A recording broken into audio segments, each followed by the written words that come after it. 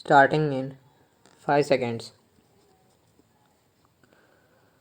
Mr. Vice Chairman Sir, at the outset, I must express my thanks to the honorable members on both sides of the House who have participated in the discussion on the 10th 5-year plan document. Honorable members will very kindly appreciate that within the short time at my disposal, it will not be possible for me to clarify all the points which they have raised during the course of the discussion. I am going to confine my remarks to certain important aspects of the discussion, though I have taken note of almost all the points which honorable members made during the course of the discussion. At the outset, I must also say that one of the honorable members was pleased to ask what is the purpose of having this kind of a discussion 1.5 years or almost 2 years after the plan has started. I do not know whether honorable members do recollect that my predecessor, Mr. Tiwari, had circulated a note to all the members of this House, particularly about the 10th plan framework, and he expected that the honorable members will be able to send their remarks to the minister and also to the planning commission so that before the draft document of the 10th plan is prepared and finalized, their views could be taken into account. How many members sent this kind of information is a matter which I will have to inquire into, but that exercise was gone into and now the plan was finalized in February 2001, and thereafter we have taken the earliest possible opportunity to see that the plan is discussed in both the houses. Sir, I am aware of the fact that the international situation and also the internal situation in which this 10th 5-year plan has been finalized. This will definitely have some kind of an impact on the plan document as it was prepared and how we will be succeeding in trying to avoid the adverse effects it might have on the achievement of the physical targets that we have set for ourselves at the end of the 10th 5-year plan. Sir, there are 3 points which were mentioned by all the honorable members.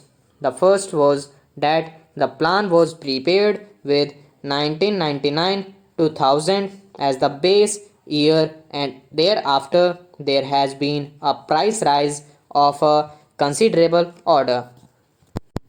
Sir, the first thing which I would like to clarify is about the inflationary trend which has set in. One of the honorable members, Sri Shankar Ghosh, a very experienced member of this house who had also been in the planning commission and knows that intricacies of how the things are being worked out, has been pleased to state here that the rate of inflation is very high, and added to that the balance of payments position is going to be very bad compared with the percentage that we have worked out for the 10th plan as a whole. For imports, for the first year the import bill has risen very high. Then how is this assumption going to be correct? That is the point, and a very valid point which he raised during the course of the discussion. Sir, he also mentioned about the Honorable Finance Minister making his speech at Kanpur, where he seems to have made a reference that a little inflationary trend is a kind of a stimulant to the economy. Sir, the inflationary trends we cannot view in isolation.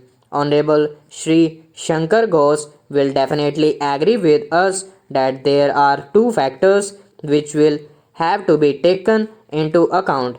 The first factor is the international situation which is now obtaining. Secondly, whether we like it or not, we have to import the oil products. If they are to be imported, can we take a serious view of the situation? That is a thing which I am sure most of the honorable members there will be able to appreciate. The second aspect is why is it that we have such a high import bill in 2000-2001 when the plan itself commenced, and when we are talking in terms of 9% immediately in the very first year it jumped.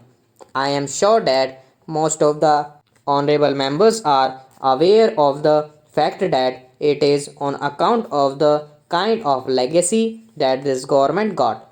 I would not like to delete on this that issue, but the fact of the matter is that the agricultural production had gone down. Even in the industrial sector, there was a decline of 1.4%. The coal production had considerably gone down in terms of production, and the electricity generation was at the lowest. If we had to make a beginning, which in fact is within the control of the government of India, with these infrastructural facilities which will have to be provided both in the agricultural sector and the industrial sector, concerted efforts will have to be made. Stop.